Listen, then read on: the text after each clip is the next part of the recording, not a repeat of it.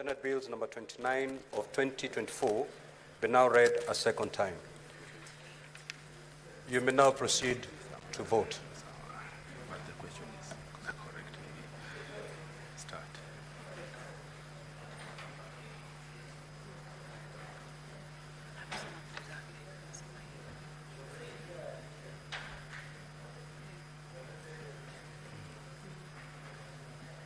Election offenses amendment.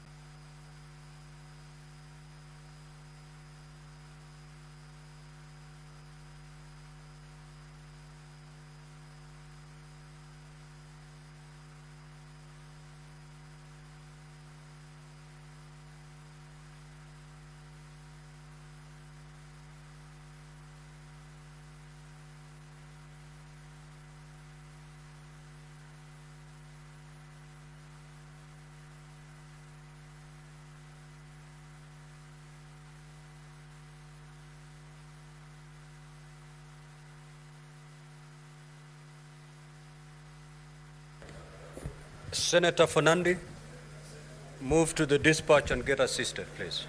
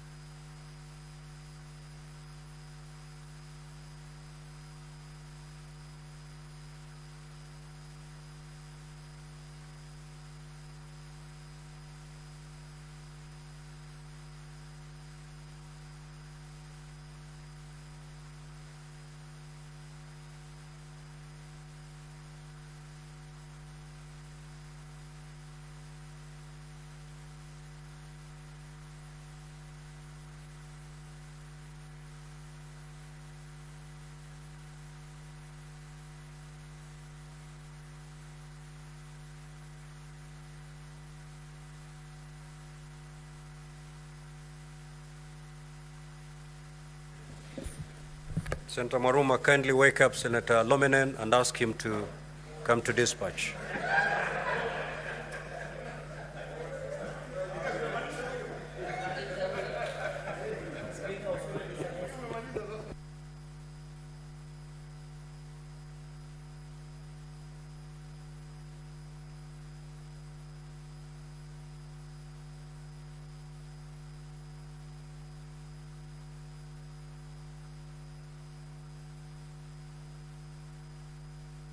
That was a long prayer, Mr. Lominen.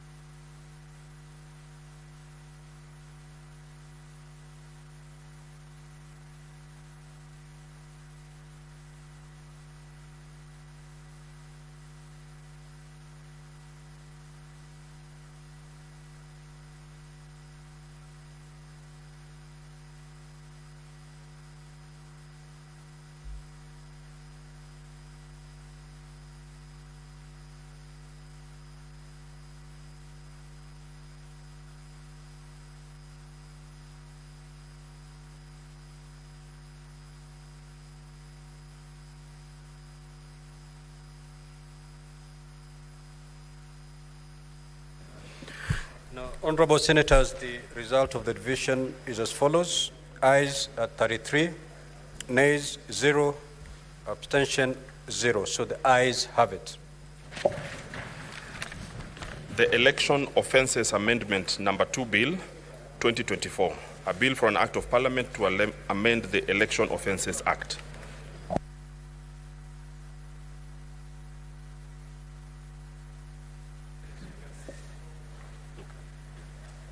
Sergeant at Arms, you may now open the door and withdraw the bar. Now, honorable senators, before we resume debate on order number 11, allow me to make the following communication.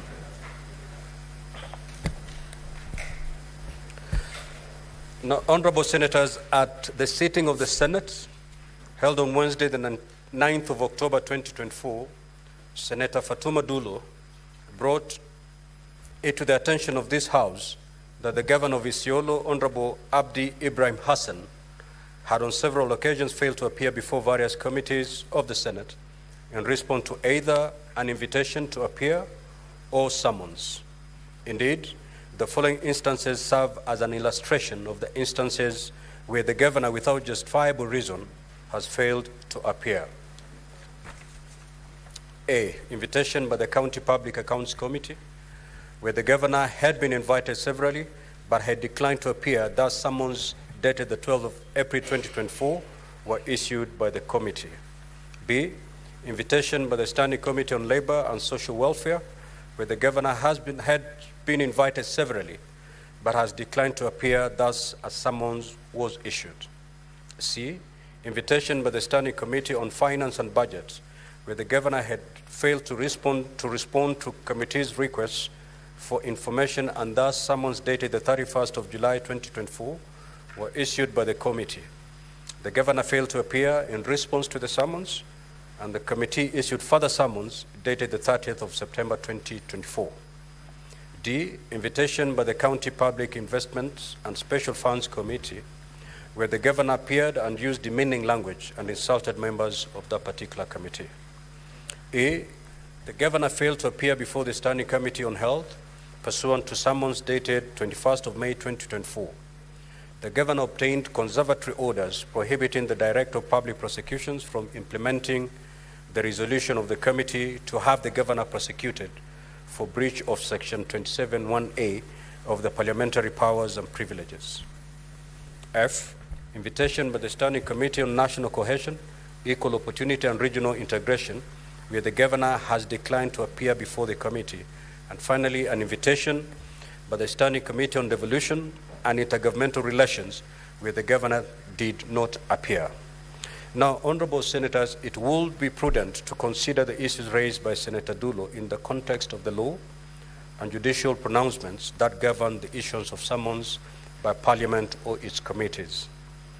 Article 125 of the Constitution provides as follows. Either House of Parliament and any of its committees has power to summon any person to appear before it for the purpose of giving evidence or providing information. For the purposes of Clause 1, a House of Parliament and any of its committees has the same powers as that of the High Court to do the following: to enforce the attendance of witnesses and examine them on oath, affirmation, or otherwise. B, to compel the production of documents, and C, to issue a commission or request to examine witnesses abroad. To give further effect to the powers under Article 125 of the Constitution, Section 18(1) of the Parliamentary Powers and Privileges Act provides that Parliament or its committees may invite or summon any person to appear before it for the purpose of giving evidence or providing any information, paper, book, record, or document in the possession or under the control of that person. And in this respect, Parliament and its committees shall have the same powers as the High Court, as specified under Article 125 of the Constitution. 19 of the Act provide as follows. Where a witness summoned does not appear or appears but fails to satisfy the relevant House of Parliament or committee, may impose upon the witness such fine, not having regard to the witness' condition in life circumstances of the case. 2, a person may pay the fine under subsection 1 to the clerk of the relevant house. And 3, Parliament or its committee may order the arrest of a person who fails to honor a summons. Additionally, section 27(1)(a) of the Act provides that a person commits an offense where the person, having been duly summoned in terms of section 18, fails without sufficient cause to attend at the time and place specified in the summons, or remain in attendance until excused from further attendance by the person presiding at the inquiry. Now, under section 27(2), a person who commits an offense under subsection 1 is liable on conviction to a fine not exceeding 200,000 shillings or to imprisonment for a term not exceeding 6 months or both. Honorable Senators, the exercise of the powers under Article 125 of the Constitution by Parliament has been the subject of judicial consideration. For instance, in International Legal Consultants Group versus the Senate, 2014 EKLR, the court held inter alia, it is not in doubt that the Senate is conferred with the powers to summon any person to appear before it to give evidence or to provide information within its constitutional and statutory mandate. The powers to summon by the committees are equivalent to those of the High Court. In the same decision, the court found that the constitutional power to summon must be respected by all public officials at all times. The court further stated that summons should be a remedy of the last resort after attempts, consultation, or mediation have failed, and where it is clear that a county governor and all county officials have declined an invitation by the Senate or its committees to answer to matters oversight of county funds.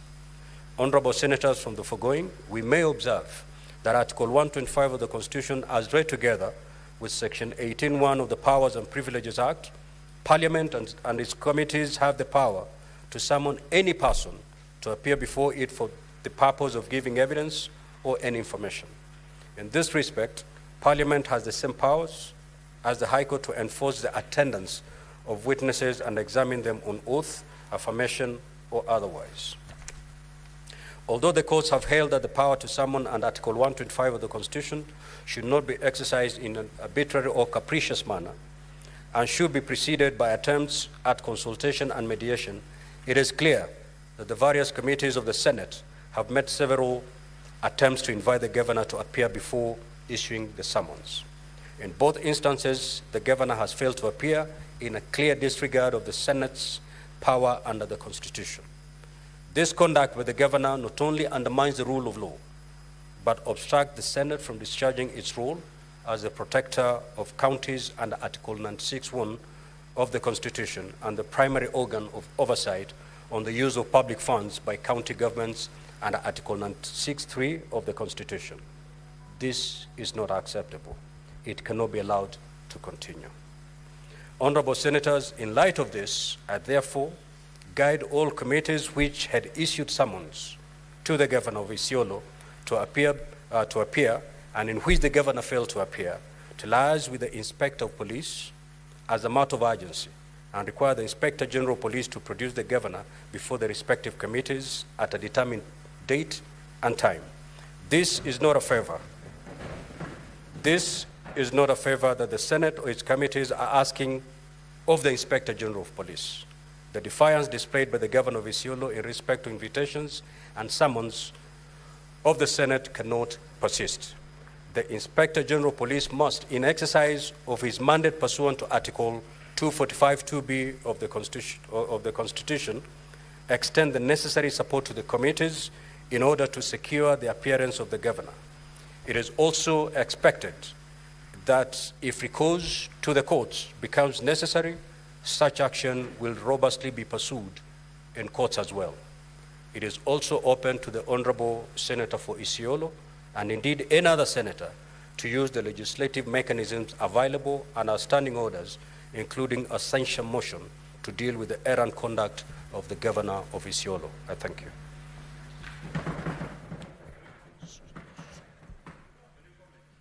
Well, allow limited comments on this communication, starting with Senator Olekina.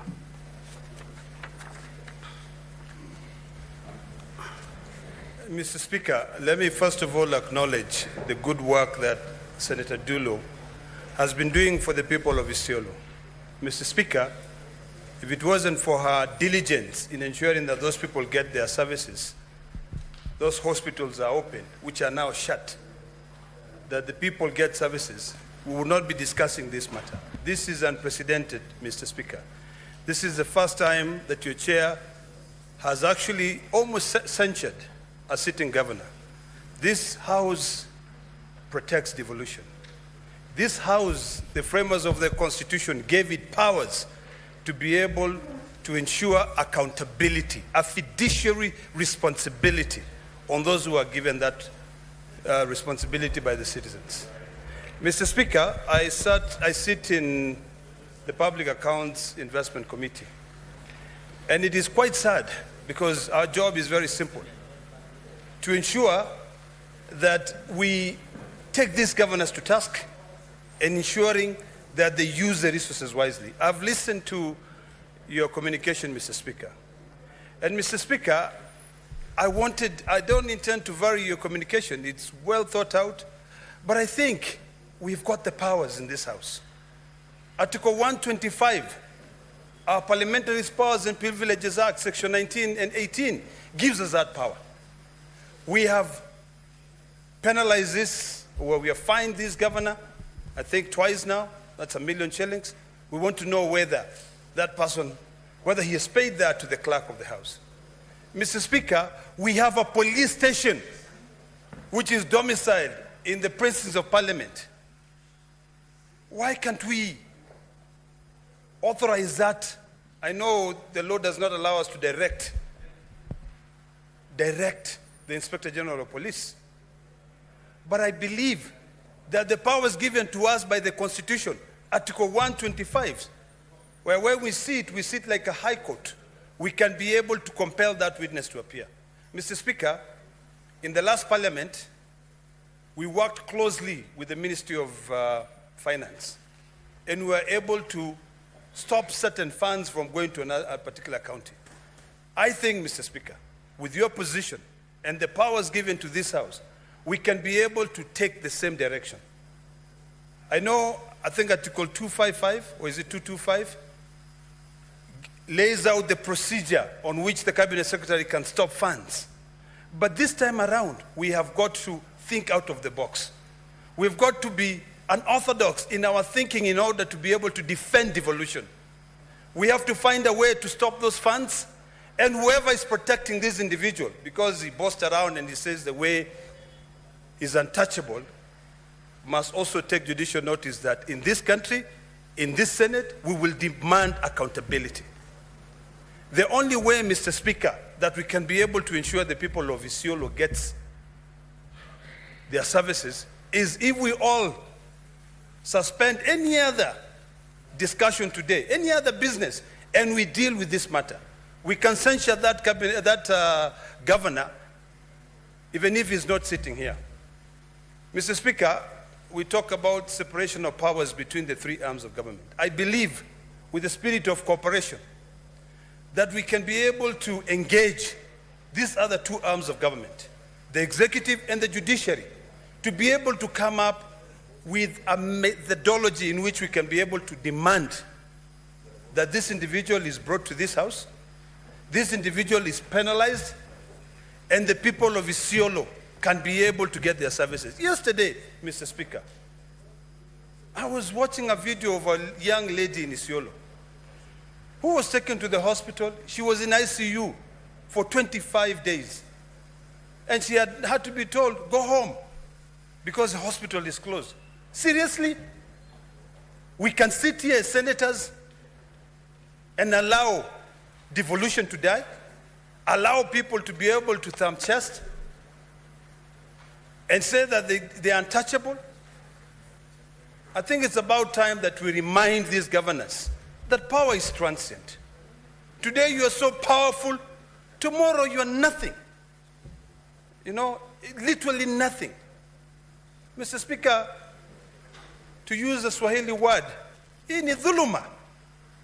This guy is really, I don't even know what to say. You know, he's so drunk with power, he's humiliating his citizens.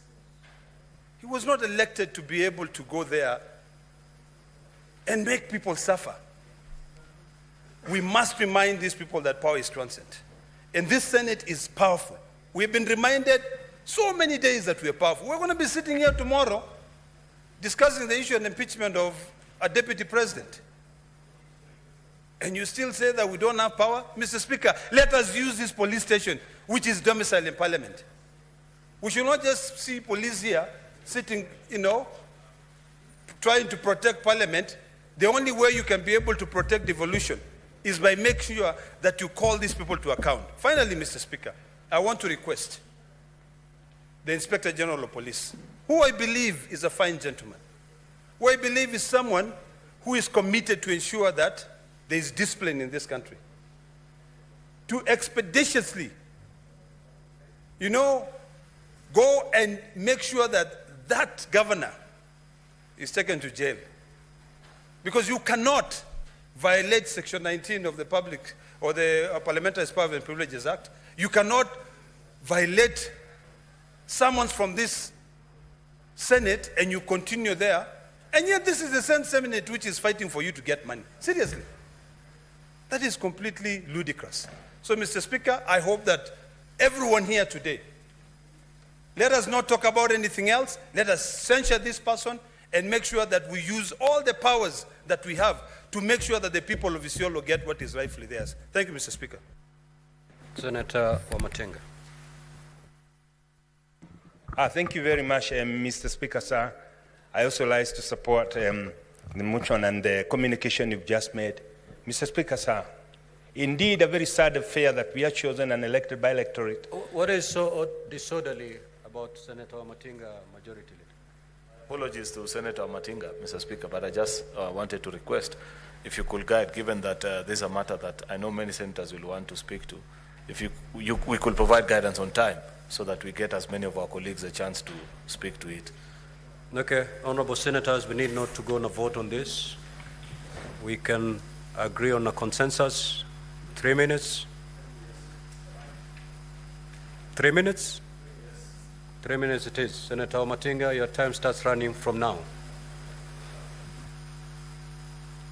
Thank you very much, Mr. Speaker, for giving this opportunity. Indeed, when we campaign in this country, we promise all kinds of good things to our electorate. It is very unfortunate that some of us get in the office and they forget the very same things that we promised. Mr. Speaker, sir, I've heard from my neighbor here, the senator from Marsabit, his frustration with the governor for Isiolo. He has issued many invitations, but he has ordered none of them. Mr. Speaker, sir, we are elected as leaders to sit down and listen together. At times, the issues that we invite governors and other officials to appear before our committees are not intended to serve our own interest, but the interest of the community and the society. Speaker, sir, it is indeed quite important that when we are addressing such issues, we put mechanism in place to ensure that such persons who do not honor the invitations of committees, who even do not honor the summons, and that has happened quite a number of times, Mr. Speaker, and some of them are known to be quite extreme because they perceive themselves to be demigods. It is imperative that this House acts and behaves as in such a way to show such leaders that they are not demigods. Mr. Speaker, sir, the minute that we realize we've been elected to serve Kenyans, that is the time that we'll embrace servant leadership. It is quite unfortunate, Mr. Speaker, that a governor who's been elected by the electorate of Isiolo and who had promised to deliver cannot even honor a sit down with the senator. And this, Mr. Speaker, sir, it is the only way to ensure that we deliver a service to our people through collaborative, participatory approach that requires the leaders to sit down together, reason together, and come up with an amicable working solution that addresses the issue of our people. Mr. Speaker, sir, as a House, we can only be able to execute our mandate of oversight if we put instruments in place that will ensure that we do not remain toothless. Mr. Speaker, sir, it is quite unfortunate and very, very sad that in the 21st century, somebody who platformed on the premise that he is going to deliver services cannot appear before this House, not that he's being asked personal questions, but questions that have to do with the way he's pushing the issues of Isiolo, governance issue, accountability and transparency. Mr. Speaker, sir, it is the high time that we show the world and the whole country that we as senators of this country, we mean business and we want to ensure that services are delivered to them. And the only way to do that, Mr. Speaker, sir, is to bite and bite very hard. Mr. Speaker, sir, we didn't say that we can tell or request the IG to bring such a person and any other person before the committee. We must do it, Mr. Speaker, because if we fail to do that, Mr. Speaker, the role of this House that has been given to us by the Constitution of Kenya will remain unexecuted because we have arrogant people. Senator Osotsi. Thank you, Mr. Speaker. Mr. Speaker, it is very unfortunate sitting here and listening to the level of impunity by a governor who has refused to attend several committee invitations. Mr. Speaker, this particular governor appeared before my committee, and the kind of conduct he exhibited when he appeared before my committee, it was the most unbecoming conduct from a governor.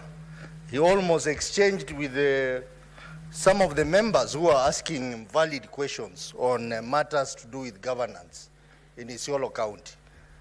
Mr. Speaker, you remember that in this House I sponsored a bill, an amendment to the Powers and Privileges Act, where I said that we need to enhance the fine from 500,000 to 2 million shillings, and also put in provisions on how the arrest can be executed.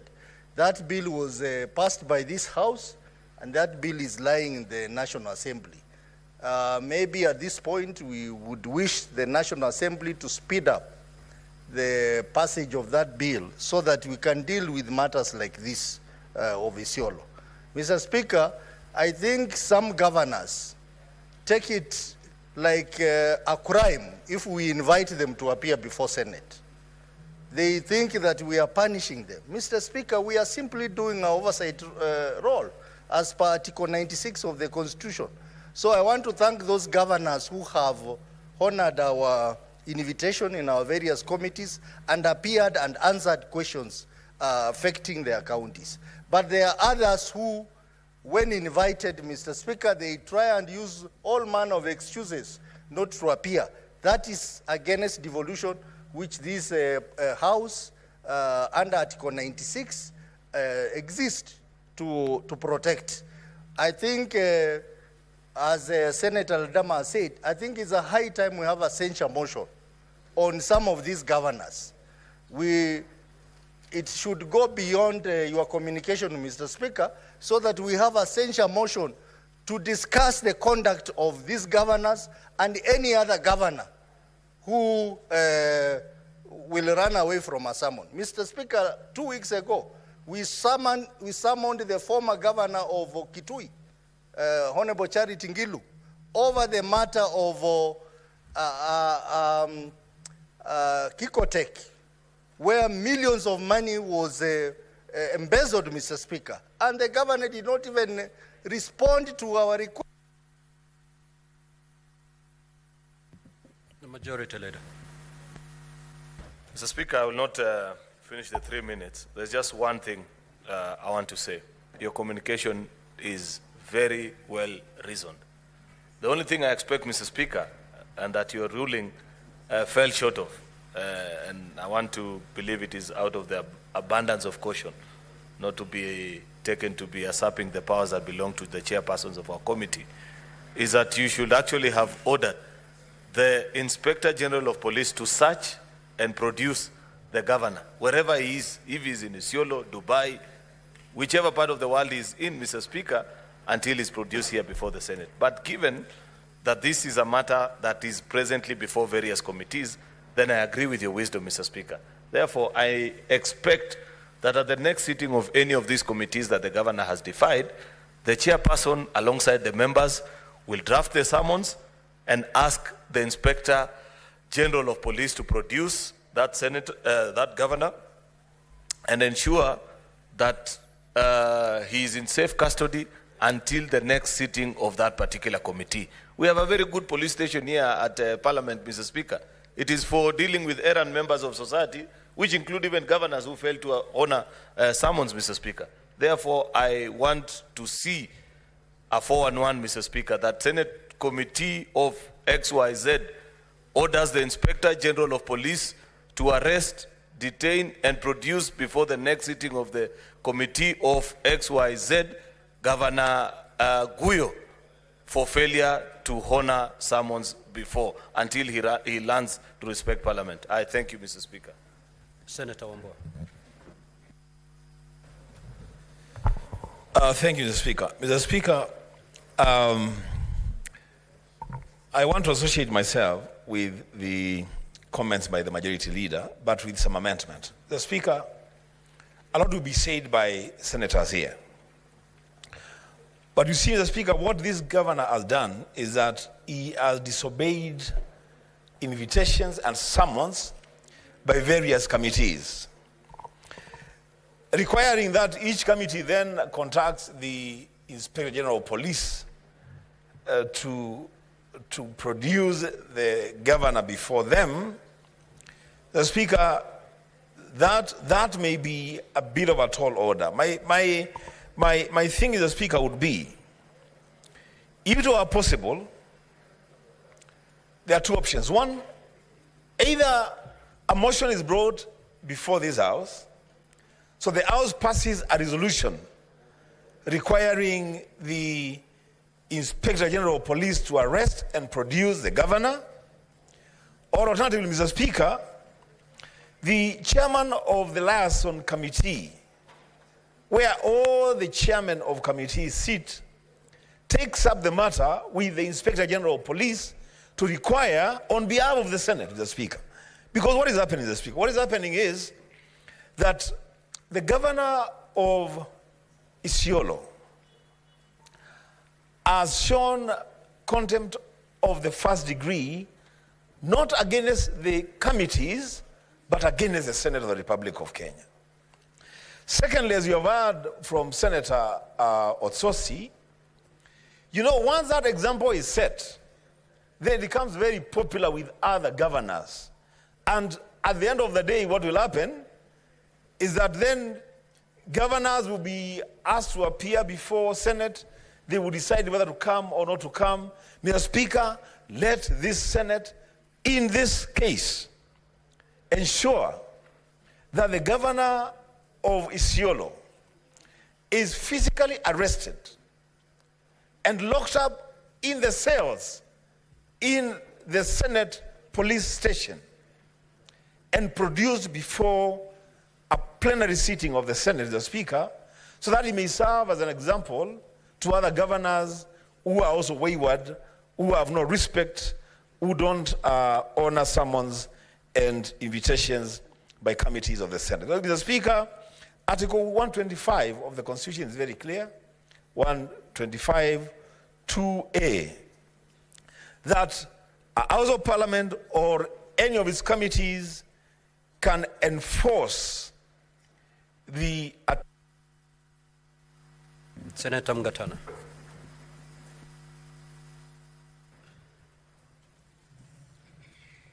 Mr. Speaker, actually my note was on Order 11, so I will pass. Senator Boni.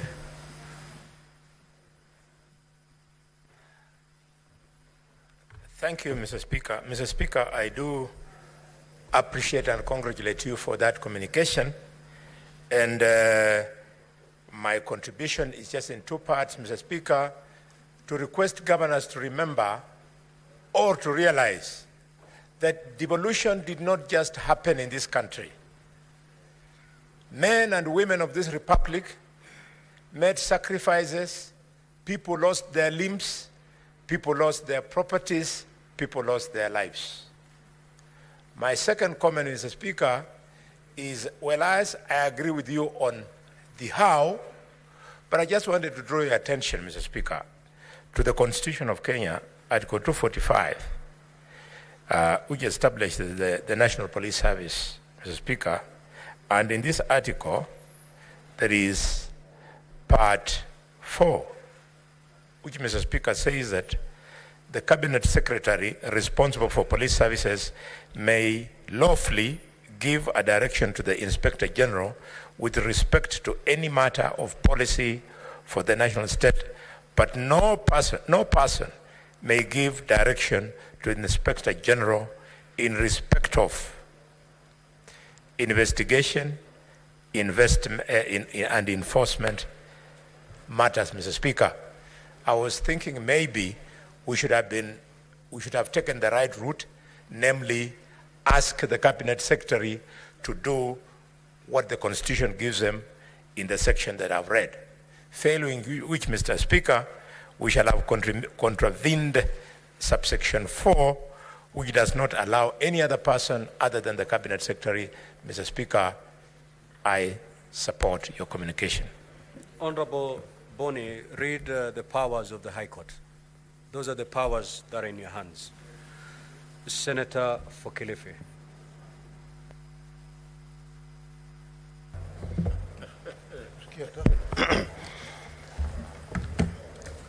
Asante mstahiki Spika. Mstahiki Spika, kitu cha kwanza nataka kumsifu dada yetu Fatma Dulo, seneta wa Isiolo, kwa kuleta malalamishi kama haya mbele ya bunge la Senate. Bwana Spika, ni jambo la kusikitisha sana kuona gavana ambaye ameitwa katika bunge la Senate aje, ama gavana ambaye ameitwa na kamati ya Senate aje ajitokeze na akose kufika. Bwana Spika, ni jambo pia vile vile la kusikitisha kwamba yeye kama kiongozi wa gatuzi la Isiolo ni lazima azingatie sheria na ajue kwamba bunge la Senate ndio linalomshughulikia na kumtafutia pesa ili aweze kutumia kufanya maendeleo ndani ya Isiolo. Bwana Spika, kitu kingine ni kwamba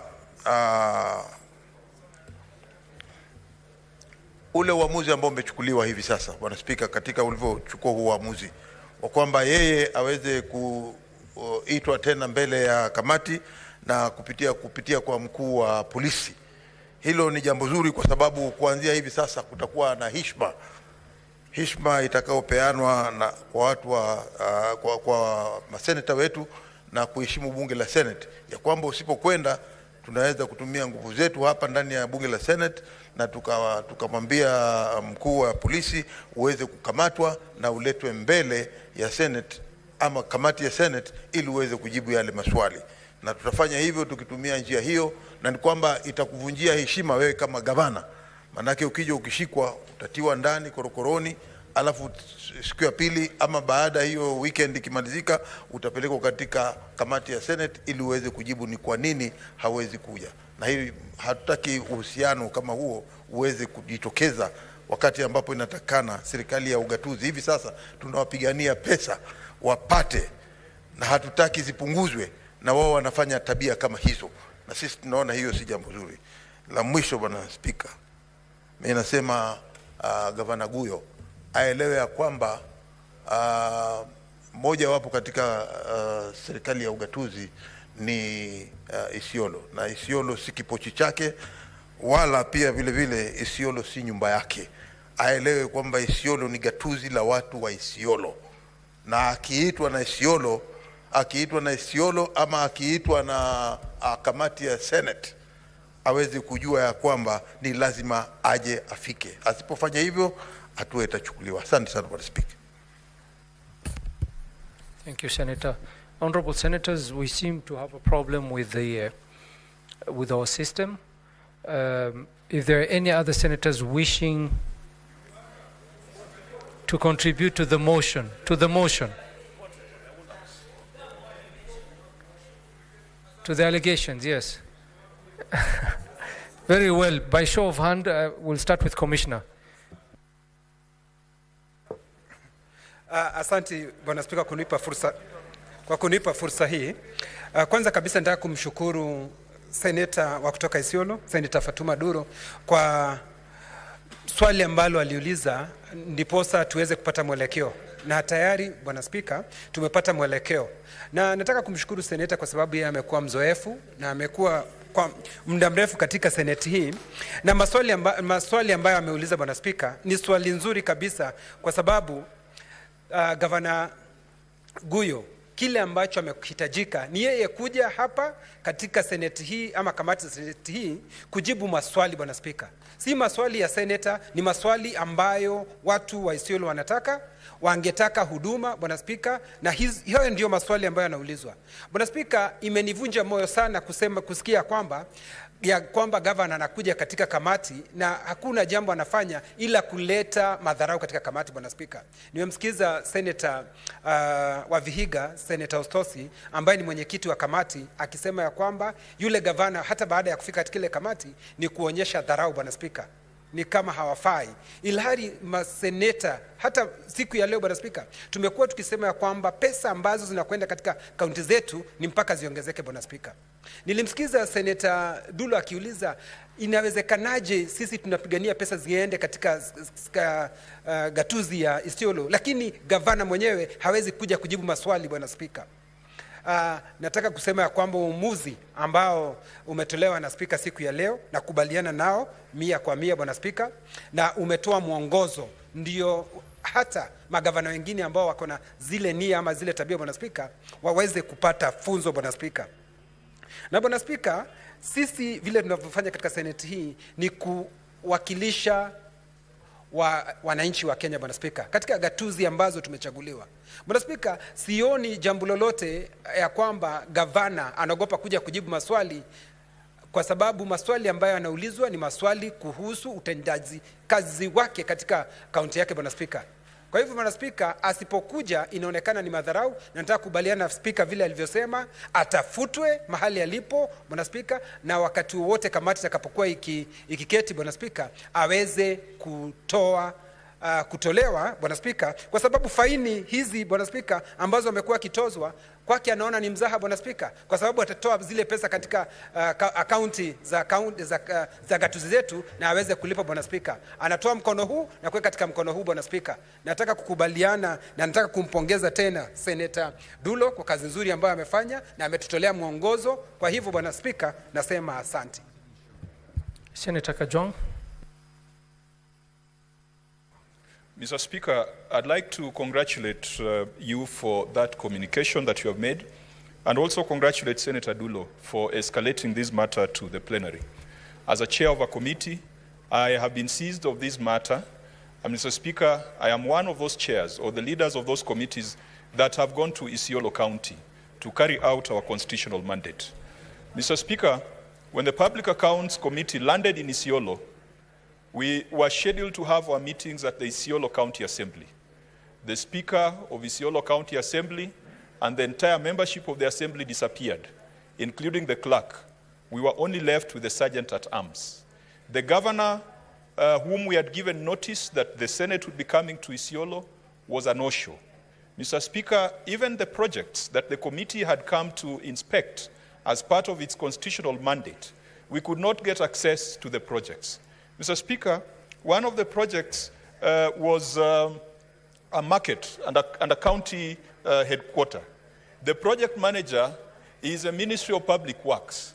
Even the project manager could not get access to those facilities. Mr. Speaker, it must go on record that when we do what we do in committees, it is not vendetta and it is not pursuit for personal glory or any personal gratification. We are doing it because the Constitution requires us to oversight public resources that have been assigned to county governments. I want to say, having visited Isiolo, that the people of Isiolo deserve proper medical services just like the people of Homa Bay. The people of Isiolo deserve representation at the county assembly just like the people of Kiambu or Moranga or any other county. Mr. Speaker, it is obvious that those things are not happening. But we cannot be a house that laments. Mr. Speaker, I perhaps do not agree that this house should be considering a censure motion against a governor because we have the power to impeach a governor. And so we cannot initiate the process that will lead to that impeachment. But what our clerks must do for posterity is to advise senators on the concept of contempt of parliament. Mr. Speaker, the directions that parliament gives in the event of contempt are still subject to judicial review. And yet contempt of court is not subject to any other review. Contempt of the executive is met with dire consequences. We have put ourselves in a position of weakness, Mr. Speaker, by subjecting issues of contempt of parliament to review of other bodies or judicial review. Mr. Speaker, in other jurisdictions, subpoenas are issued and the Inspector General or the head of the police has a responsibility to execute them. Let us not lament. The Inspector General of Police was vetted by this House. Order, senators. Senators, order. Let's listen to Senator Kajwang. 1 minute to conclude. Senator Kajwang. Mr. Speaker, the Inspector General of Police was vetted by this House. And someone who's an appointee of the Senate cannot then have the guts to defy legitimate instructions and directions of the Senate. And Mr. Speaker, Senator for Kakamega, Senator Khalwale, has gone down in history as having led a march to the office of the Inspector General of Police. We should never appear helpless. Mr. Speaker, finally, I want to encourage the citizens of Isiolo to go to the County Governments Act and push for a motion for suspension of that county government because the activities of the governor and the ruling class in Isiolo are contrary to the common good of the people of Isiolo. However, Mr. Speaker, this conversation should not be localized to one governor or to one county. This is a problem that we are seeing across several other counties in the 47 county governments. And we need a solution. We need to strengthen the consequences for contempt of parliament without subjecting them to judicial review. Thank you, Mr. Speaker. Thank you, Senator. Senator Ali Roba. Thank you very much, Mr. Speaker. I stand here as a governor who has served 10 years and who has appeared before various committees, including that of Senator Kajwang, severally. One thing, as a governor from my region of northern Kenya, it's a bit embarrassing when you're invited by various committees and consistently you fail to appear, including the committee I chair. The role of oversight committees of Senate is to vindicate you from wrongdoing if you're able to appear and explain the state of expenditure or issues of concern that has been shared. My worry is, what would the governor tell the people of Isiolo County as the reason for failing to appear before various committees of the Senate? And what is it that the governor is hiding so much such that the governor cannot appear before oversight committees of parliament? And what is very unique with this one governor of Isiolo County, Governor Guyo, so that all the other governors having their second term, the first term, are appearing before various committees. However, Governor Guyo finds it impossible to appear before various committees of the Senate. It should be a question that the public of Isiolo needs to ask themselves. What is our governor hiding? Why is it that our governor can't appear as other governors are appearing before oversight committees of the Senate? Because the opportunity to be able to appear and explain issues of concern that has been raised on behalf of the public of Isiolo is an opportunity that any leader, with sound mind at this level of a governor should be able to take that opportunity to freely come without being persuaded to come, unless there is something very serious that he's hiding, or he can't appear because he's ill-prepared to be able to appear. Because now, as you're leading a county and consistently you're being discussed for failing to appear before various committees of the Senate, and that puts you in a very embarrassing situation. I think the direction that the Speaker has given is a sound direction, and all of us need to take advantage of that to be able to make sure that this is enforced on behalf of the people of Isiolo County. Mr. Speaker, I submit. Thank you. Senator Eddie Okech.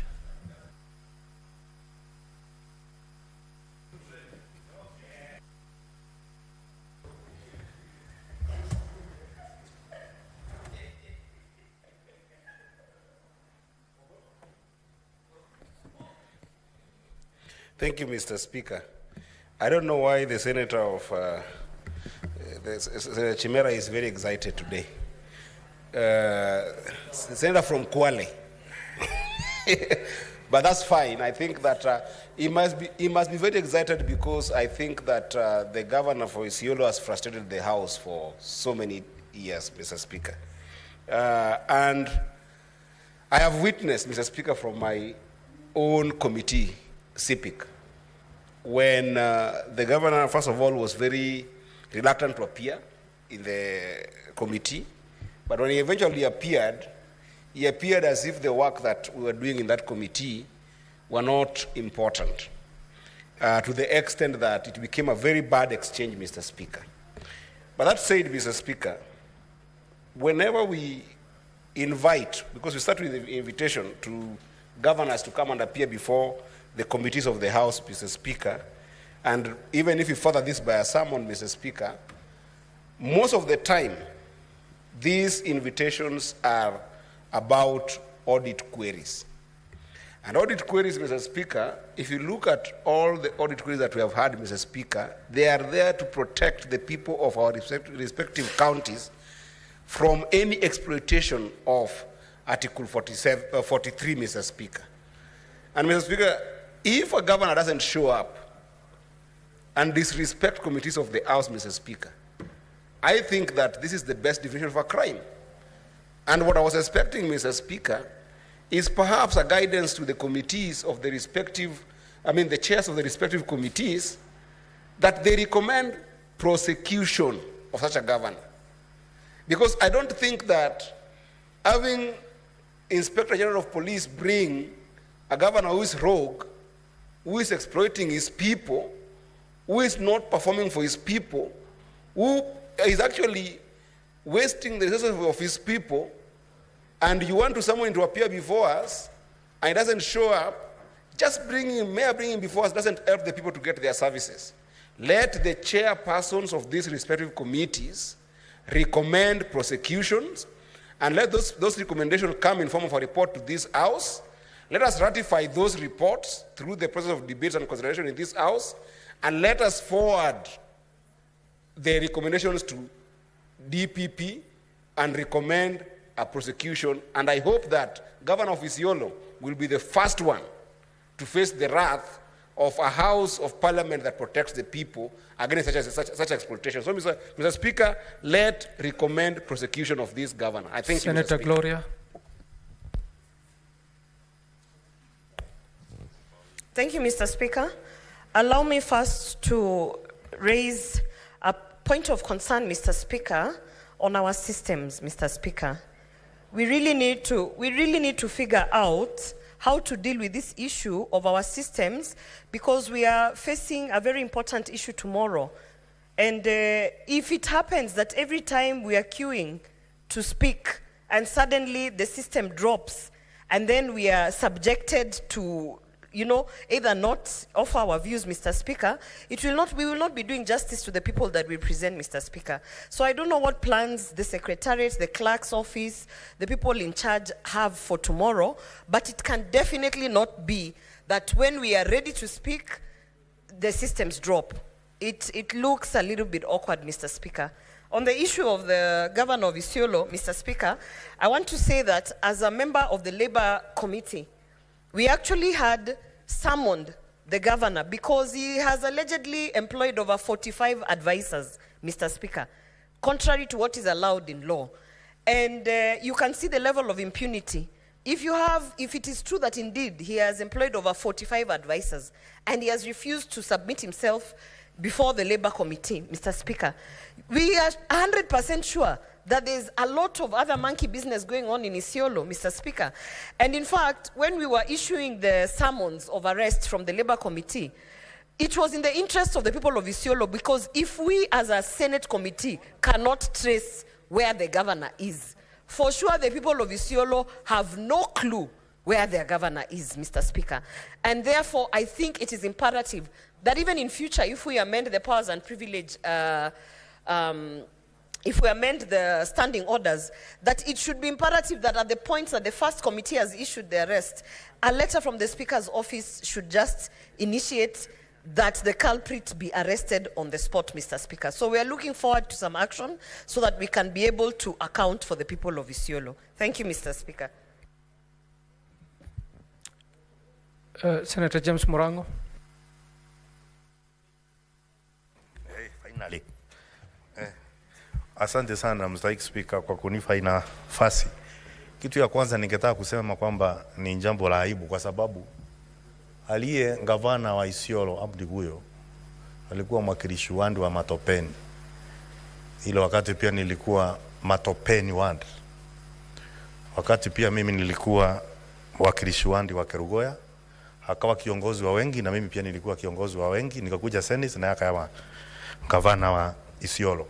Na kwa sababu tunaamini kwamba ukipitia kutoka wewe ni mwakilishi wandi na umefika mahali ulipo, pia unakuwa umesoma mambo mengi. Na ni vibaya na aibu kuonekana kwamba sasa wale wanaofika kuwa mangavana kupitia mawakilishi wandi ni kama watu ambao pia wanaanza kuvunja sheria. Hiyo ni kutuharibia hata sisi, Mstahiki Spika. La pili niseme kwamba Seneti tio tingatinga ambayo inatumika kutengeneza barabara mahali kuna mawe na miti, ikimaliza inawekwa kando isiharibu barabara. Tunapokuja huku kupitisha fedha ambazo mangavana wanatumia, lazima kwamba wajue ya kwamba lazima utafuatilia kuona zile fedha zinafanya kazi. Na kwa hivyo gavana anapoarifiwa kwamba anafaa kufika katika kikao kwa kamati ya Seneti, anafaa kwa mapema afike akuja jieleze. Hii sasa inaonekana ni kinaya na pia ni kukosea Senate heshima kwa sababu siku zote hizo wameitwa wamekataa kukuja. Mstahiki Spika, niliangalia wakati kulikuwa na kikao ya Spika ambapo gavana Guyo alimutusi seneta wa Narok katika kikao. Na niseme kwamba hiyo si mzaa, sio kitu ya kufurahia. Ni kitu ambayo pia inaonyesha kwamba watu wa Isiolo kama sisi hatuwezi kuwatetea. Watatetewa na nani kwa gavana ambaye ni mkakamavu na amekosa heshima kiwango ya kwamba anaweza kuja kutusi seneta katika kamati. Kwa hivyo Mstahiki Spika, ningesema ya kwamba achukuliwe hatua ambazo zinafaa kuchukuliwa, aletwe katika kamati zile zote, na ikiwezekana akuje awekwe ndani, akija kwa kamati anarudishwa ndani, anatolewa kamati hiyo ingine mpaka amalize vikao vyote akiwa mbando wako ndani, kwa sababu akiachiliwa hatujui kwamba atakuja tena ama atatoroka. Asante sana Mstahiki Spika. Alexander Mundingi. Asante Bwana Spika, mimi naunga mkono vile maseneta wa county 47 wanaongea kwa sababu mimi nilikuwa mmoja komiti wa REPA.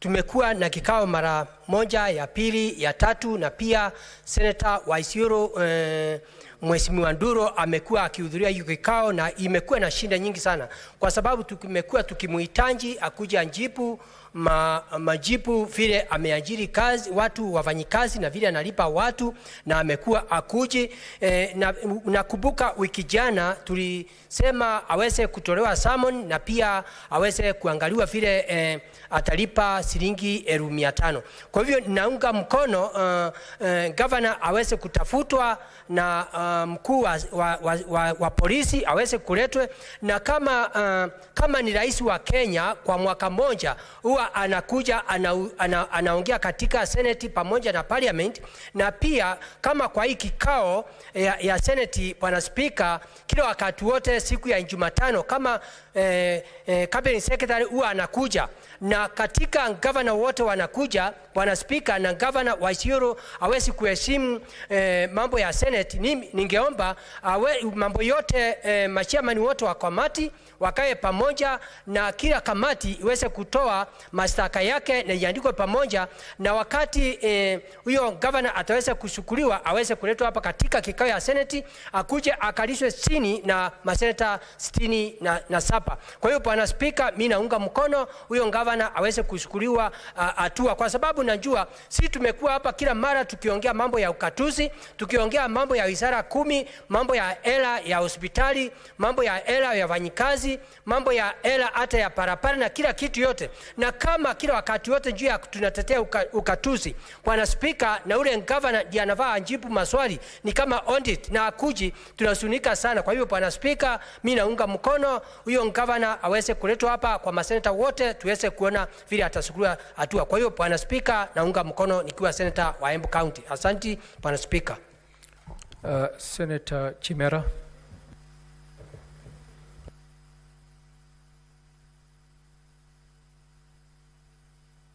Asante sana Bwana Spika kwa fursa hii. Bwana Spika, ni kupongeze sana kwa ujumbe huu ambao ni muhimu sana katika uendeshaji wa shughuli za bunge la seneti hili.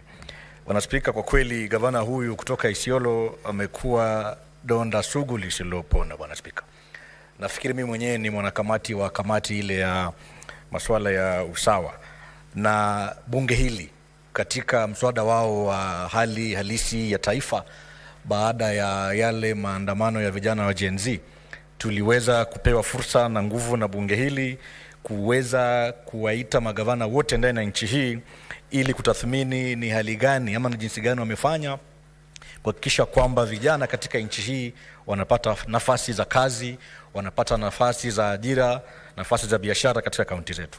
Lakini la kusikitisha ni kwamba gavana huyu wa Isiolo, Mheshimiwa Guyo, nafikiri amekataa katakata kufika katika kamati ile, na ninavyosikia kwamba pia amekataa kuja katika kamati zingine katika bunge letu hili.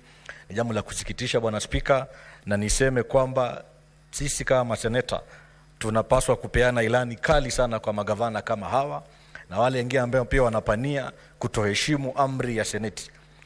Jumba hili la seneti kwa mara ya kwanza sasa nafikiri jumba ambalo limepata hadhi yake, lina sifa yake kedekede, na vile vile pia linafuata sheria kuhakikisha kwamba ugatuzi kweli umeonyeshwa katika kaunti zetu kule mashinani. Mimi naomba tu kwa wale magavana ambao wanataka kuenda njia hii ya gavana wa Isiolo, tunawapa ilani ya kwamba sisi kama maseneta, ikiwemo mimi seneta kutoka kaunti ile yangu ya Kwale, hatutalala katika kazi yetu, hatutazembea. Tutahakikisha kwamba wewe kama gavana ambaye unapata fedha ya serikali ya umma kumfanyia mwananchi kazi, utaweza kuwajibika, na ni lazima ufike katika kamati zetu za seneti hili uweze kujieleza, na si kwamba tunakushutumu. Sielewi kwa nini gavana huyu Bwana Spika anaogopa kuja katika bunge letu hili. Nini anaficha ambayo anaona kwamba hawezi kuja kutujielezea Bwana Spika? Mimi naomba hatua kali chukuliwe, kando na yale uliyasema katika ujumbe wako Bwana Spika. Gavana aweze kukamatwa ikiwezekana hata leo, ili aweze kupewa fursa ya kuja katika bunge hili na ajieleza na tuone ni nini anachokificha katika kaunti yake ile ya Isiolo. Asante sana Bwana Spika. Senator Mofaya. Thank you very much, Honorable Speaker.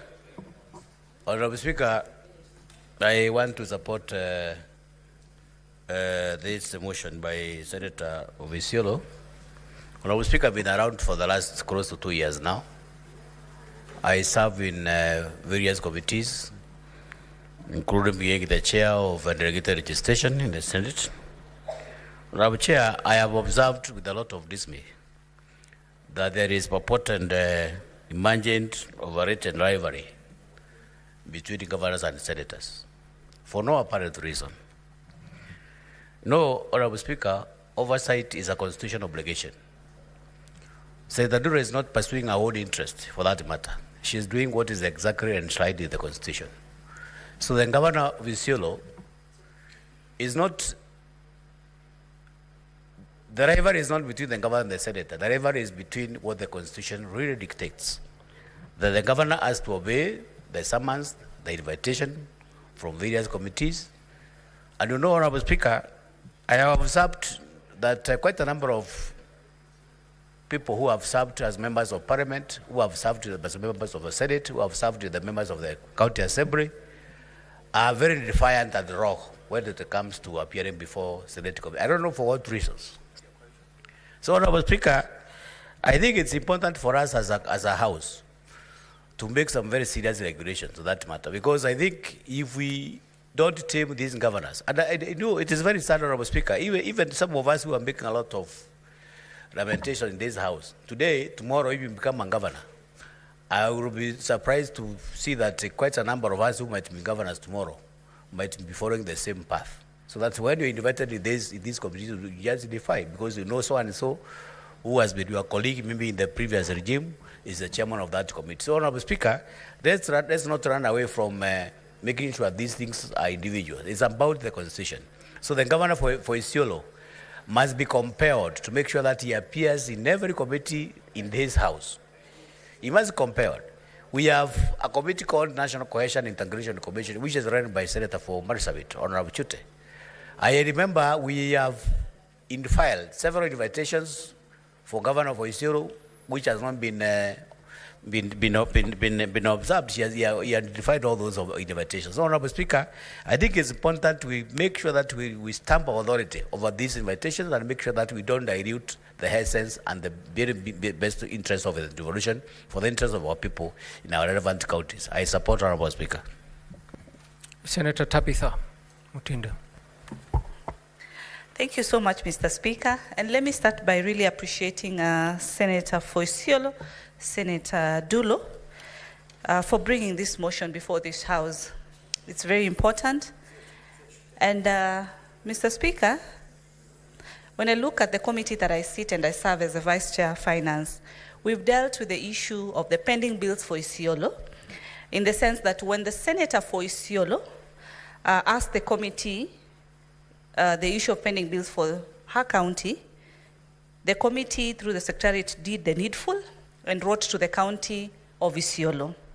Mr. Speaker, that has been over 1 year, and up to date, Mr. Speaker, the county of Isiolo has never responded on this.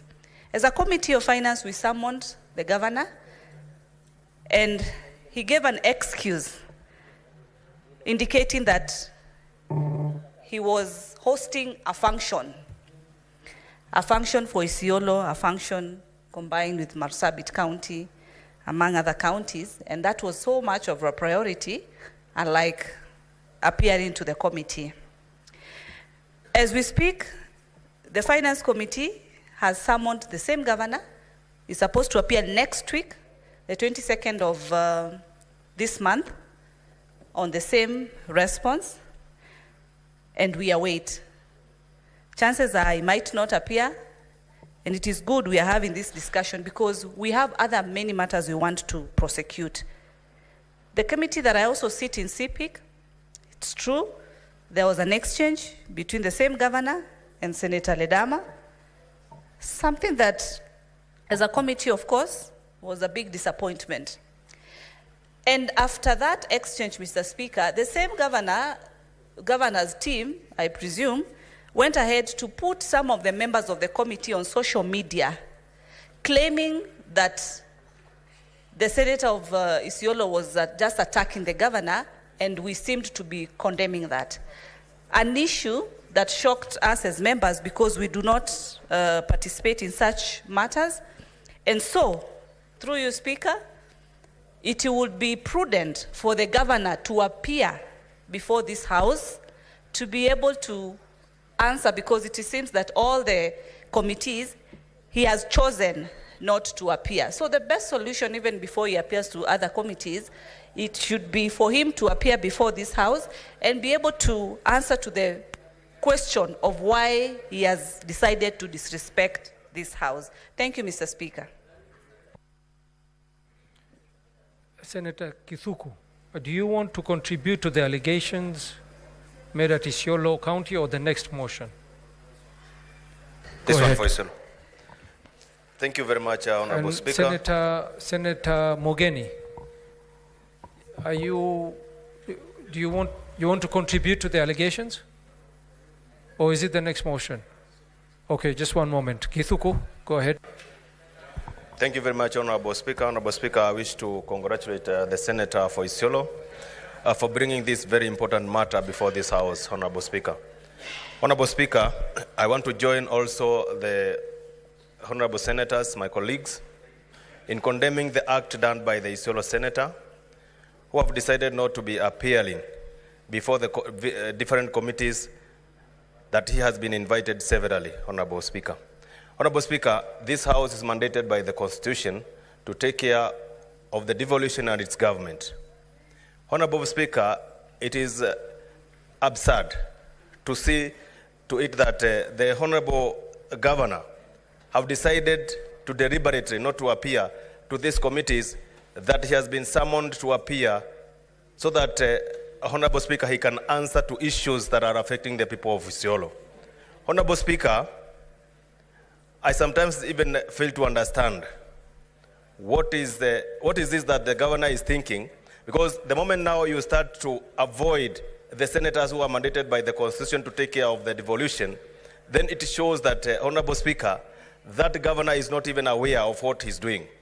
Honorable Speaker, I would wish that this House take very serious measures against this governor, because now, Honorable Speaker, the moment now we allow this, other governors who have the same attitude like him, Honorable Speaker, will one day also try to avoid the invitation by the senator. So, Honorable Speaker, I am of the opinion that this House take a very serious measure and discipline this governor who have deliberately decided not to be appearing before various committees of this House, Honorable Speaker. I sit in the Committee of Cohesion.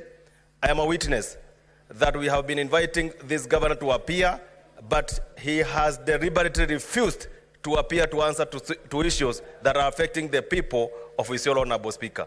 I therefore support and urge this House, Honorable Speaker, to see to it that this governor serves as an example to other governors who has the same attitude like him. Thank you, Honorable Speaker. Senator Eric Mogeni.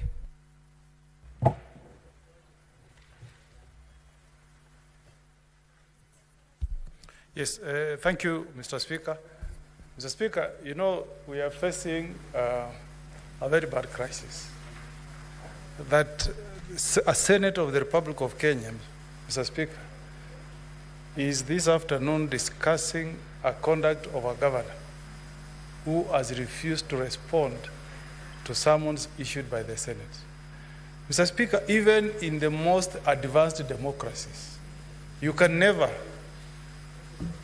Senator of Isiolo, refuse to respond to summons of a House, more so a Senate. If you look at history, Mr. Speaker, you know what brought down President Richard Nixon.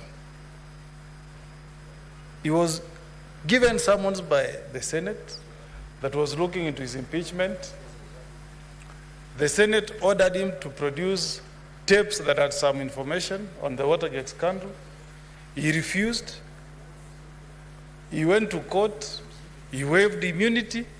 The court sided with the Senate and directed President Richard Nixon to tender those tapes to the Senate. And it's the incriminating evidence that was in those tapes that made Richard Nixon to resign. So if a president of a superpower like United States of America can respect summons issued by an equivalent House, Senate of the US, what about this guy called Governor Guyo? I mean, we must rain down on this character. Mr. Speaker, we cannot accept